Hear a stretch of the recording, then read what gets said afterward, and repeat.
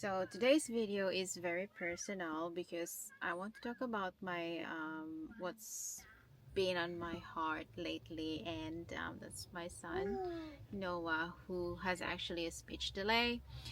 And if you're watching this because your toddler also isn't talking yet, I want you to know that you're not alone in this journey. There's like probably thousands of us out there. And then if you feel like comparing yourselves to others, no, don't, because it'll just create a heartbreak for you as well. And this video isn't a medical advice, simply sharing our family story, experience, and hope.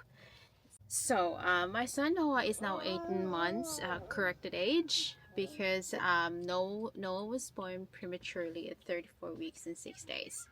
And shortly after that, he was born after 6 days. Our lives has been shattered. That was the time that he was actually diagnosed with a rare heart defect. So that's the aortopulmonary window, which is very rare that you could get 0.01% here in Australia. And unfortunately, in 2024, Noah is the only baby who had it. So he underwent an open heart surgery on the 24th, on the eve of Christmas. That's on the 24th of December of 2024. He had 3 drains for his heart because he had this fluid in his pericardial, in his heart. So you can probably hear him now. So after that, the process or his journey to healing was really slow, but he was trying. So which I'm very proud of my boy. As parents, of course, we're just thankful that he survived all of those. I'll show you some bits and pieces of his photos. So he's yes. No, you can't get that. So I know. No, you can't.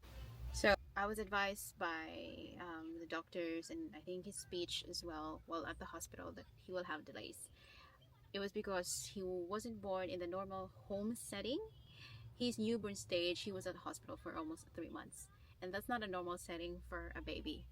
So, and that's the reason behind that. But also one reason is also what he went through, like major surgery, total of 4 surgeries to be exact, because they need to drain the fluid after the surgery. So that those were the things that also one of the factor that could affect the delay.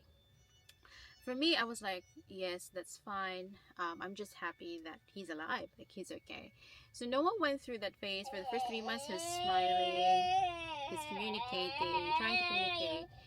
Because he was born prematurely, I was also told that, again, there's a delay because he was born premature. So because he was born premature, most likely premature babies has a hard time balancing themselves. So crawling can be very difficult for them, and walking can be very difficult for them. So there can be delays of crawling.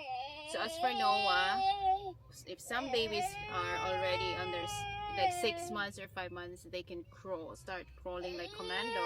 Noah was still trying himself to really crawl. And then what's amazing is that, when you look at him, he's really trying his best, and that's the most amazing. So when he turned 7 months corrected age, he was unstoppable of crawling. And then when he started walking, that was just like amazing. Like now he's running, he's really good at it. But the major problem really is that he bubbles before. He said mama, he said car when he turned 13 months 13 months corrected age. And then after 14 months, he basically had a skills regression. That's because I did a bit of research, and they said it's skills regression, and he actually stopped saying mama. And he was at that time he was practicing walking. And then 15 months later, he was just like running and walking. So he was able to get that, was able to achieve other skills, but he has to give up other skills. But when we visited the pediatrician and then the maternal child nurse, I basically told them that he was clapping before, but that all went away. He was not pointing. He's still not pointing. He's still not waving.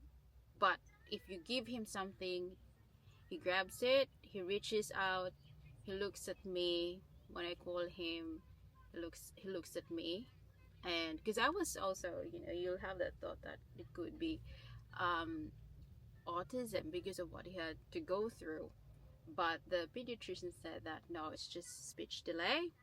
And at first, I was like, oh, okay, speech delay. So I think I was just overwhelmed with that because I was just like another hurdle for Noah. But actually, the cause and effect, I guess, of what he had to go through, because it's a bit probably traumatic for his brain, and it's just he has just his own timeline, and I guess I was just a bit probably traumatized as well, because the last time I was told by the doctor was that we need to undergo an open heart surgery straight away. So I mean, those were the things that had happened for the past few weeks with my Noah.